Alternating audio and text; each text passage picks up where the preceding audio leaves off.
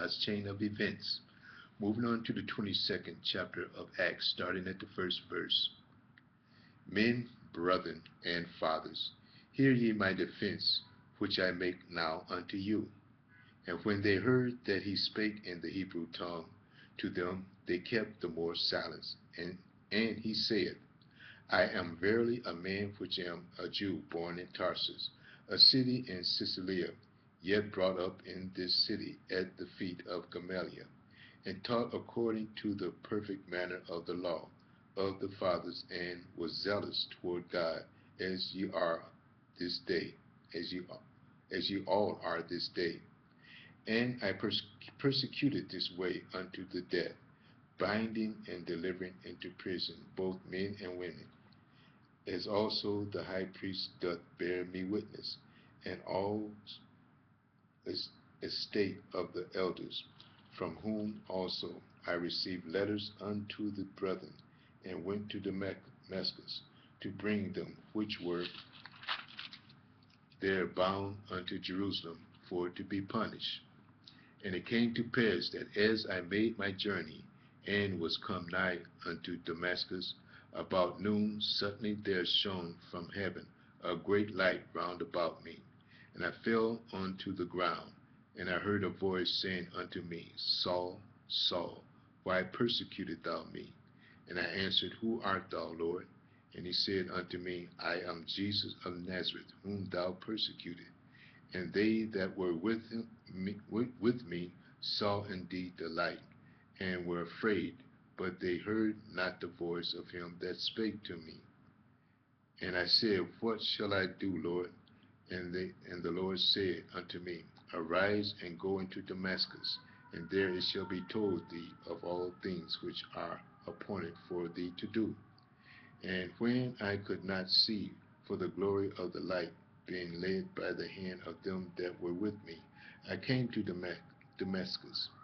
And one Ananias, a devout man, according to the law, having a good report of all the Jews which dwelt there, came unto me, and stood and said unto me, Brother Paul, receive thy sight.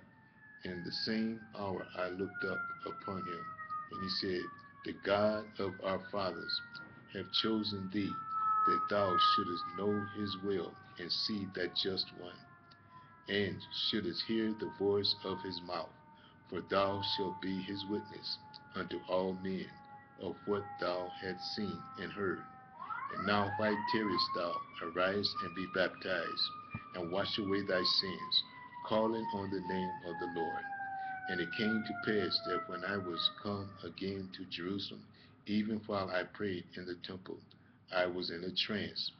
And I saw him saying unto me, Make haste and get thee quickly out of Jerusalem, for they will not receive thy testimony concerning me. And I said, Lord, they know that I imprison and beat in every synagogue them that believe on thee. And when the blood of thy martyr Stephen was shed, I also was standing by, and consented unto his death, and kept the raiment of them that slew him. And he said unto me, Depart, for I will send thee far hence unto the Gentiles. And they gave him audience unto this word, and there lifted up their voices, and, and they gave him audience unto this word, and then lifted up their voices and said, Away with such a fellow from the earth, for it is not fit that he should live. And as they cried out and cast off their clothes and threw dust in the air, the chief captain commanded him to be brought into the castle, and bade him that he should be examined by scourging, that he might know wherefore they cried so against him. And as they bound him with thongs, Paul said unto the centurion that stood by, Is it lawful for you to scourge a man that is a Roman, and uncondemned? And when the centurion heard that, he went and told the chief captain, saying, Take heed what thou doest, for this man is a Roman.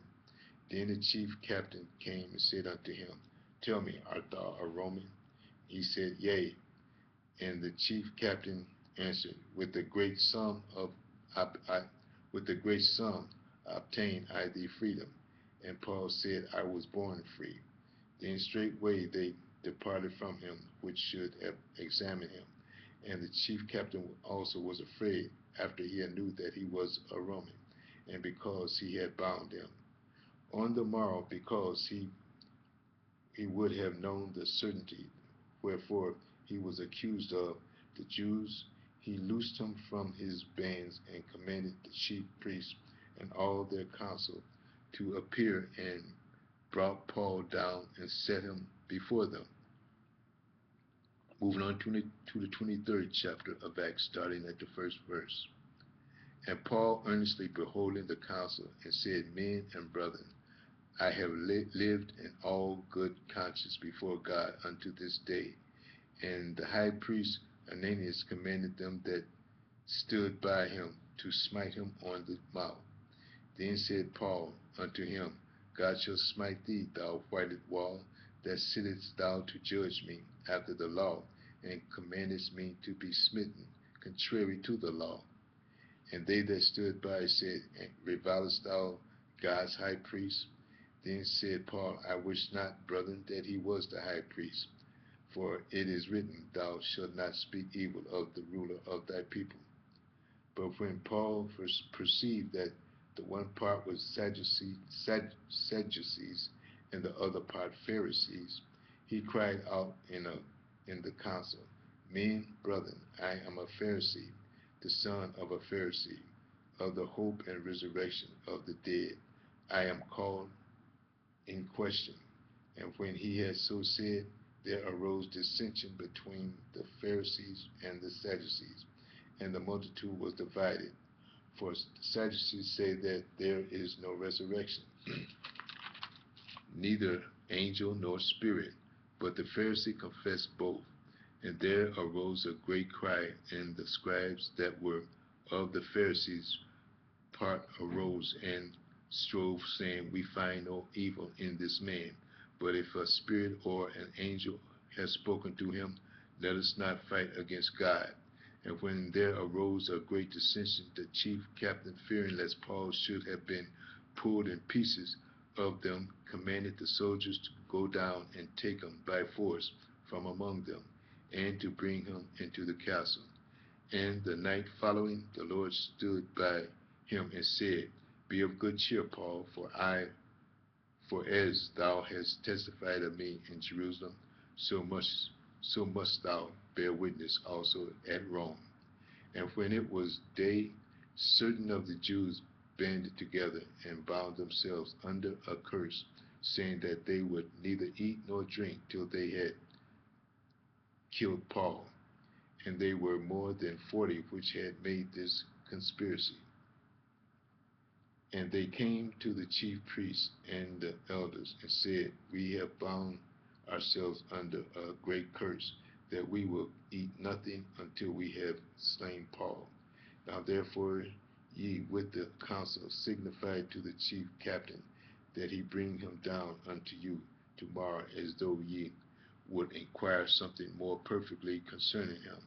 And we or ever we come near, are ready to kill him. And when Paul's sister's son heard of their lying in wait, he went and entered into the castle and told Paul. Then Paul called one of the centurion unto him and said, Bring this young man unto the chief captain, for he hath a certain thing to tell him. So he took him and brought him to the chief captain and said, Paul the prisoner called me unto him and prayed me to bring this young man unto thee, who had something to say unto thee.